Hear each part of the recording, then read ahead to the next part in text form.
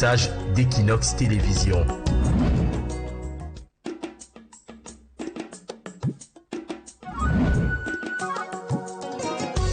Voting is a civic duty. Let's register on the electoral list. This is a message from Équinoxe Television.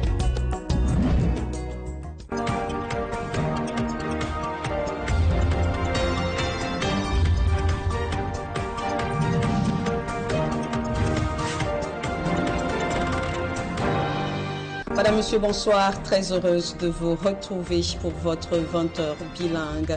Good evening for me, Armstrong Sanda. Bonsoir, Christine Babanda. Good evening, ladies and gentlemen. Thanks for joining Équinoxe Television on another edition of our 8 p.m. bilingual newscast. We live from Douala, Cameroon's economic capital city, Équinoxe Central News Desk.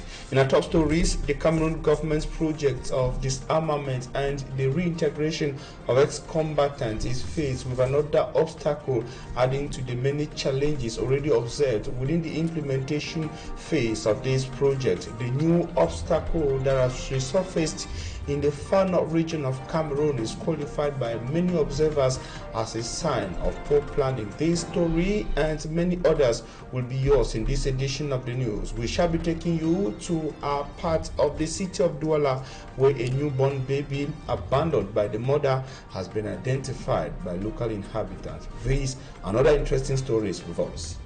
À l'une de votre journal ce soir, Landry Chingemo, l'ancien milieu de terrain décédé le 27 juin dernier dans un accident mortel de la circulation sur la route d'Obala, repose désormais dans son Foréké natal. C'est dans la ville de Thion, région de l'ouest du pays. Son inhumation ce samedi 17 août est à suivre dans quelques instants. Et cette découverte salvatrice au quartier Bonamoussadi, Bonangang, dans la ville de Douala, où un nouveau-né d'à peine quelques heures a été abandonné et retrouvé revêtu d'une seule serviette par des habitants sidérés, conduits à l'hôpital. Son état de santé est désormais stable. Le reportage est à suivre dans un court moment. Vous avez les titres, soyez les bienvenus.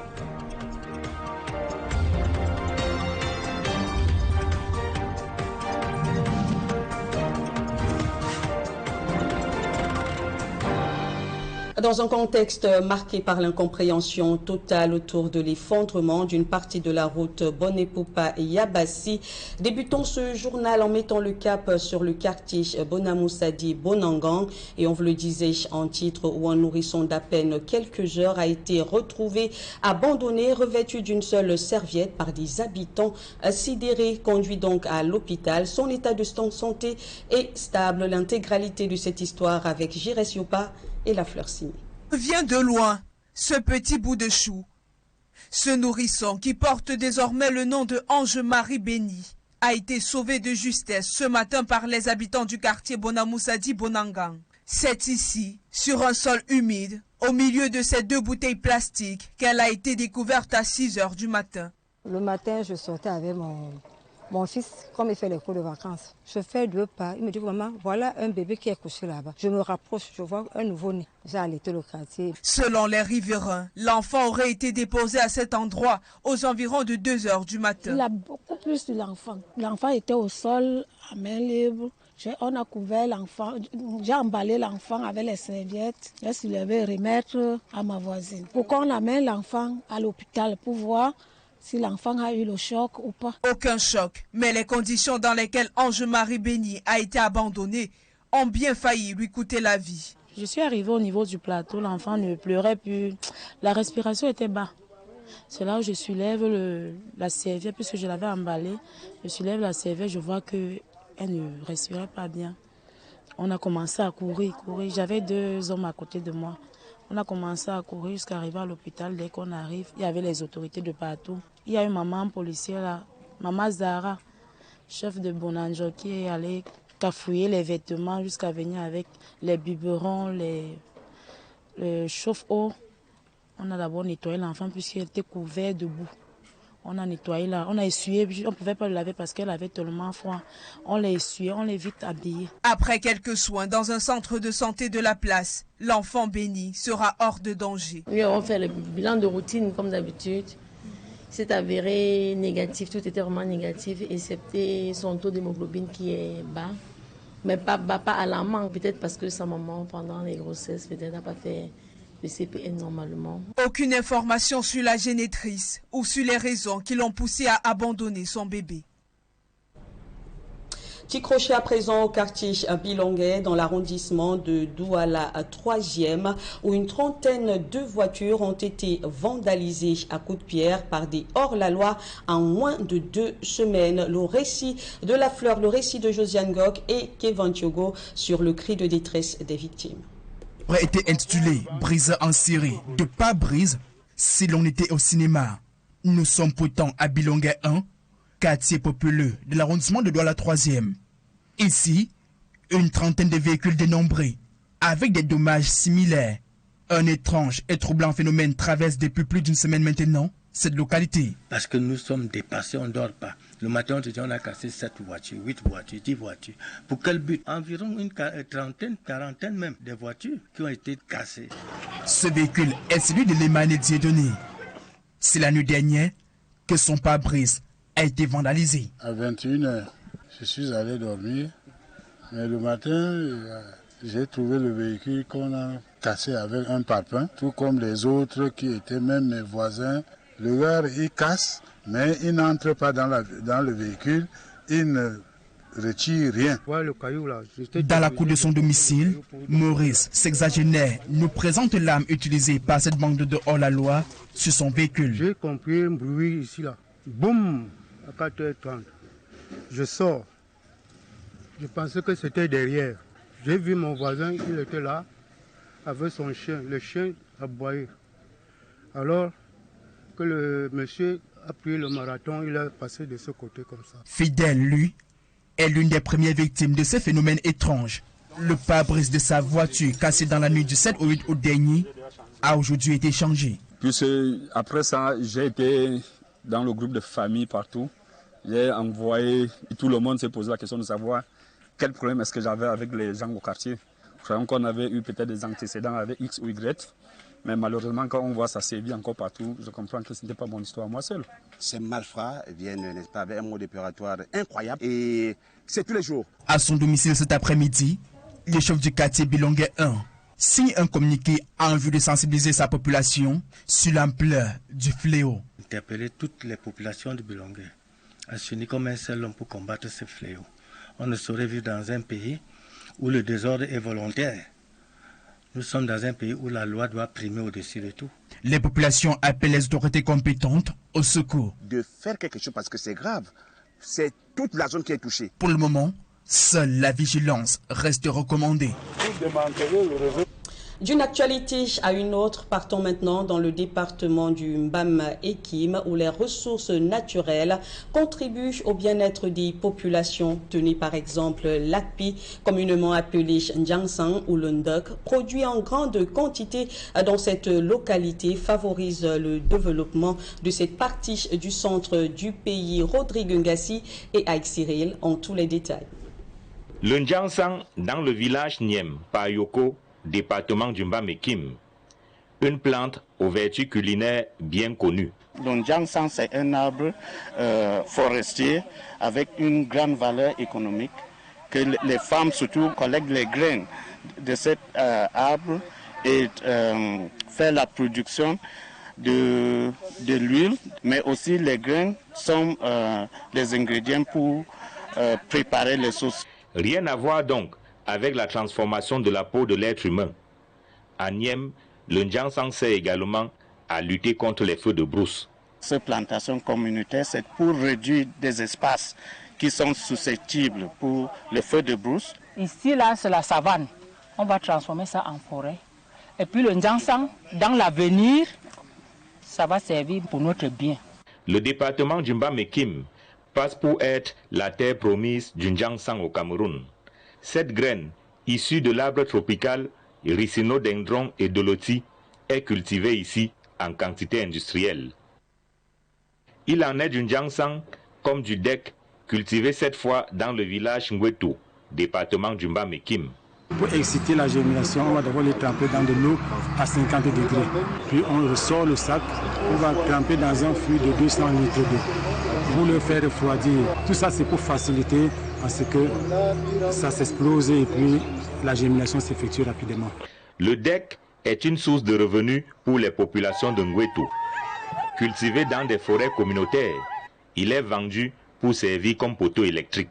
On a une commande de 4000 sachets, déjà des plants qu'il faut qu'on vende. Les 4000 plants qu'on doit vendre nous coûtent dans les 2 500 000. Déjà, à partir de 6 ans, on peut déjà l'utiliser en termes de poteau électrique, puisqu'il y a un transport de courant qui doit s'effectuer de Nachtigal pour le Grand Nord. On voit que déjà sur place, on va livrer les poteaux électriques en Ngwetou. Vecteur de développement local, les ressources naturelles sont exploitées dans la commune de Yoko grâce aux partenaires au développement. Cette plantation communautaire est mise en place avec l'appui de la coopération allemande à travers du projet GIZ Forest for Future. On accompagne les communautés locales pour cette fois qui sont tout autour de la forêt communale à développer ces parcelles-là. Plus besoin pour les habitants de Niem et Ngwetou de migrer vers les centres urbains. À travers l'exploitation des ressources naturelles, le bien-être des populations est assuré sur place. Prenons à présent la direction de la Menoie dans la région de l'ouest du pays. On vous le disait en titre, l'ancien lion indomptable du Cameroun, Landry Nguemo, a été inhumé ce samedi 17 août en présence des autorités et d'autres personnalités, mais également de ses coéquipiers venus lui dire un dernier au revoir. Revivons donc cette étape ultime de ses obsèques avec nos envoyés spéciaux à Tchang, Robert Kenyé et Vivien Tanfac. Les personnalités du monde du sport en général et du football en particulier se sont retrouvées dans la ville de Tchang pour rendre un dernier hommage à Landry Nguemo, ancien lion indomptable décédé le 27 juin dernier des suites d'accidents de la circulation sur la nationale numéro 4, précisément à Obala. Dans les témoignages, tous ont reconnu les qualités d'un homme qui s'illustrait d'abord par son humilité, ensuite son amour pour son prochain. Chaque fois qu'il venait, il cessait de nous apporter des choses pour les petits-enfants. En fin mai, Landry m'a fait la promesse, il a dit, coach, comme j'ai fini avec mes travaux, je passerai fréquemment rencontrer les enfants pour leur parler, parce qu'il faut qu'ils comprennent ce que c'est que le football, comment il faut faire pour réussir. Les anciens lions indomptables, anciens coéquipiers de Landry Nguemo, se sont montrés particulièrement émus compte tenu des bons moments passés avec le défunt. C'était un ami, c'était un frère. On s'est vu, on se voit ici au Brésil, en France, en Turquie. Il a eu la chance ici d'être en Turquie avec moi, donc que de tristesse. Tout ce qu'on a produit ensemble, tout ce qu'on a fait ensemble, on a grandi. Ensemble, on n'avait pas d'enfants, on a grandi avec les enfants ensemble, on a conçu ensemble, on joue au même poste ensemble, mais on s'aimait. Je dis, ce que j'ai dans le cœur n'a pas de prix par rapport à lui, j'ai pas besoin de parler ou de dire quoi que ce soit. Ce qui est là est là. Mais il est parti, j'ai pas de force. À 38 ans, Landry Nguemo quitte le monde des vivants en laissant une famille de sportifs bouleversés et sa famille nucléaire traumatisée, car il nourrissait encore beaucoup de projets pour sa famille, pour sa communauté et pour le football camerounais. Un peu plus triste pour moi parce que ça fait des années que je porte Landry dans le cœur, mais je l'ai vu physiquement, ça fait quelques semaines. Et pour l'amour que lui et moi portions à l'Aigle Royal de la Menoie, nous avons essayé de discuter pour voir dans quelle mesure nous rapprocher du club pour aider à le structurer. Et c'est regrettable qu'il nous quitte et qu'il me laisse avec ce gros projet-là. Pour perpétuer la mémoire de celui-là qui a consacré toute sa vie au football, le chef du mouvement Forekecha a promis achever un projet qu'il avait entamé avec le défunt Landry Nguemo. Et ce stade communautaire portera désormais son nom. Ce stade dont nous avions eu le projet portera ton nom afin que ta mémoire puisse rester à jamais. En reconnaissance à ce qu'il a apporté pour sa patrie, Landry Nguemo a été fait à titre posthume par le chef de l'État, chevalier dans l'ordre du mérite camerounais.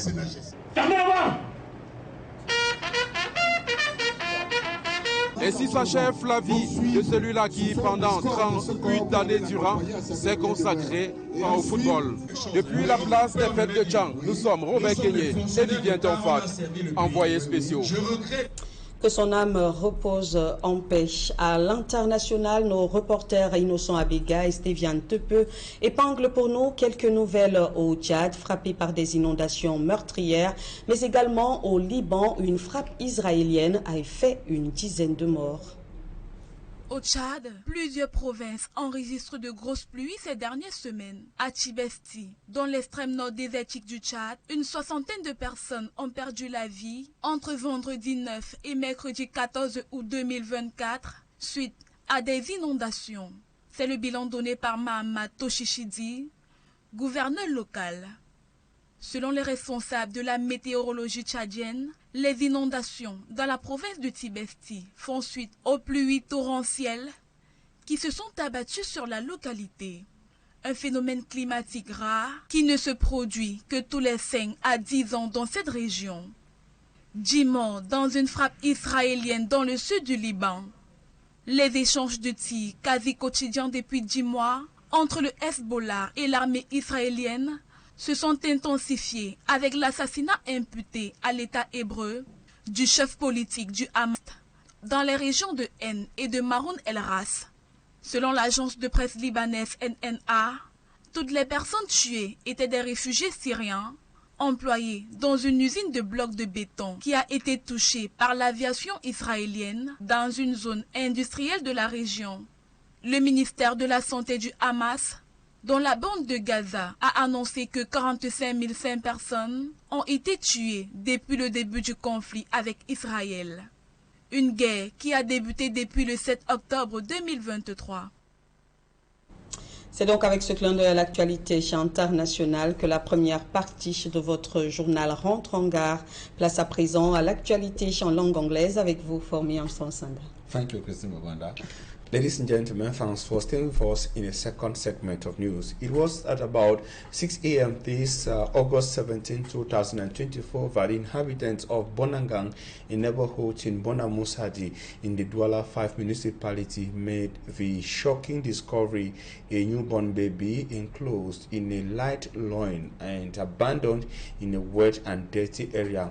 Inhabitants immediately rushed the baby to the hospital as the search for the mother continues. Malak Glory has more in the following report. This little baby, described by many as a miraculous child or a blessing, was found abandoned in a filthy environment at the Bonamusadi neighborhood, precisely at Bonangang this Saturday. Ils n'avaient pas le courage, les gens n'avaient pas le courage de The woman who found the baby explains that when she arrived at the scene, many were looking at the child but had no courage to go closer. She picked the baby, who was all naked and was still breathing, wrapped her, and together with another neighbor, they took her to the hospital. Tout ça, il a plu sur l'enfant énormément. Il a beaucoup plu sur l'enfant. On their way to the hospital, they discovered the baby's rate of breathing had dropped. But once at the health clinic, the baby was given proper care. She says the baby was cleaned up, dressed up, and fed with artificial milk. The nurse thought it was better to name the child Marie-Ange. Nous avons surnommé bébé Marie-Ange. She says in their normal control this Saturday at 7 a.m., they discovered the baby is fine except for a low blood pressure. Elsewhere in the Douala 5 subdivision, Bonabo neighborhood, another baby was abandoned by her mother in a health facility 5 days after delivery. The midwife says the 40-year-old woman came to the hospital alone, and after 5 days at the hospital, she disappeared, leaving the baby at the mercy of the midwife. C'est le 6e jour qu'elle s'échappe. Bon, elle fait comme si elle allait s'acheter des beignets ou du pain, et puis elle s'échappe. The quarterhead, who was informed of the situation, arrived at the hospital and thus advised all women to take responsibility of their actions. D'accepter d'engagement. On ne signe pas demain pour changer après-demain. Meantime, the two babies are in safe hands while their mothers are nowhere to be found. Several years after implementation, the Cameroon government's projects of the disarmament and the reintegration of ex-combatants is still being faced by several challenging factors and challenges added to the already identified setbacks in the implementation process of the project. The newly identified setbacks got identified or manifested in the far north region of Cameroon, which has made observers to conclude that it is a sign of poor planning. Inhabitants of Mozogo manifested resistance to accepting integrated ex-combatants of the Boko Haram terrorist group. The government is now determined to sensitize inhabitants, getting them to accept those who have been reintegrated into the society. We have details with Esie Lucy Liengu. In the far north region of Cameroon, the return of ex-Boko Haram fighters in Mozogo sparked tension among the local population. Many remain unwilling to integrate with the ex-militants despite efforts by the Cameroonian government and humanitarian organizations to facilitate the reintegration. For over a decade, Boko Haram fighters have caused terror in the far north region, leading to several deaths and destruction of houses. Today, some former members of the jihadist group have laid down their arms to return into the community. However, the Cameroonian government, alongside its partners, including humanitarian groups, have launched various activities in efforts to facilitate reconciliation. In order to prepare the community, we carried out several activities like sensitization on importance of peace, social cohesion, acceptance of ex-militants, so they can accept their reintegration in our community. Also, initiatives like providing vocational training and psychological support are underway for both ex-members and the affected population, with sensitization campaigns used as key instrument.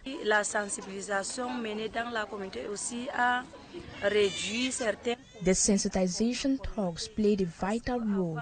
It helped reduce conflict within communities in the region because before now there were a lot of disputes, disagreements among the people of Mozogo. Addressing the fears of the Mozogo community is crucial for future stability in the far north region. And still talking about stability, it is absolutely necessary for Cameroonian authorities to engage a broad-based dialogue that brings together key stakeholders from across the 10 regions of the country. This is a recommendation from the International Crisis Group in its most recent outing. The International Crisis Group is afraid, and they say that fears have arrived from some international organizations that Cameroon might be plunged into chaos characterized by mass protests and confrontations. Cameroon's current economic situation is marked by a surge in food and fuel prices, exacerbating precariousness for a large part of the population. The International Crisis Group warns of risks of widespread demonstrations resulting from popular discontent with the increasing cost of living in Cameroon. This economic precariousness, coupled with an uncertain political environment, could also intensify calls for political transition, a demand which is becoming more and more pressing as the country approaches the electoral deadline. As a way to avert the situation, the International Crisis Group is urging Cameroonian authorities to initiate a broad-based national dialogue. And in the same line, civil society actors too have been advancing their proposals and just what they think are the major causes to the recent surge in community confrontations and ethnic clashes witnessed in some parts of Cameroon. The civil society actors and community mobilizers say that the root causes of the inter-ethnic conflict and confrontations witnessed in Cameroon recently are varied but not without a solution, while attempting to analyze the major cause in a heterogeneous Cameroonian society. A community mobilizer and civil society actor, Tanfomi Fanka Samuel, say the community dialogue remains a perfect way out for Cameroon. He was speaking to Équinoxe television in Douala while reacting on the recent confrontations witnessed in Magba in the Nous division of the West region of Cameroon and the clashes between some community and inhabitants of sub-village in Du subdivision, among several others. And an alleged gang of notorious bandits has been dismantled by officials of the West Regional Judicial Police Unit. Inhabitants of West Region say that they can now breathe a sigh of relief after these men of the underworld were taken by security officials. We have details with Lucy Esie Liengo. 55-year-old Andre Takam, a businessman in Banjul in the West Region, on the 4th of May 2024, was attacked at his residence by an alleged gang of bandits known for their brutality and cruelty. Andre Takam was shot and robbed of the sum of 2 million francs CFA. Quand j'arrive maintenant au couloir, j'entends comment quelque chose fait boum, que je vois que c'était le mari qu'on a. The assassination of the 55-year-old is a sequence of killings carried out by the suspected gang. They are authors of several aggressions in Bakassa, Bacham, Banswa, Banok, Banjul, and Buda. They target houses and immediately launch their attacks using bikes and other dangerous items. The suspects do not hesitate to kill anyone who tries to resist. 3 months after a series of complaints by victims, security forces of the West Regional Judicial Police Unit were able to track down the suspects who have been a nightmare to the population. Several persons who have been victims recount their experiences. The fairest amongst them is very wicked. I even gave him money, but he said it wasn't enough. We saw a group of persons coming with military attires. They asked us to lie on the floor and remove everything we had on us, including money. At the time of their arrest, the suspected thieves had in possession locally made guns, knives, machete, and other dangerous items. Le butin qui a été récupéré, nous avons 2 armes de fabrication artisanale, 8 munitions de calibre 12, 2 machettes, un marteau arrache-clou. The head of the West Regional Judicial Police Unit calls on the population to reinforce collaboration so that security forces will be able to lay hands on the men of the underworld. Lucia Seliango, we are ending this newscast in sports, but to stay in the West region of Cameroon, rather on the sad page, to say that Cameroonian international footballer Landry Ngemo has been laid to rest in his native Foreke in Chang in the manual division of the West region of Cameroon. The ceremony was attended by top footballers in Cameroon alongside administrative and security officials. Landry Ngemo was also honored with a medal by the President of the Republic of Cameroon. The Cameroonian footballer died in a road accident on the Yaoundé-Bafoussam highway.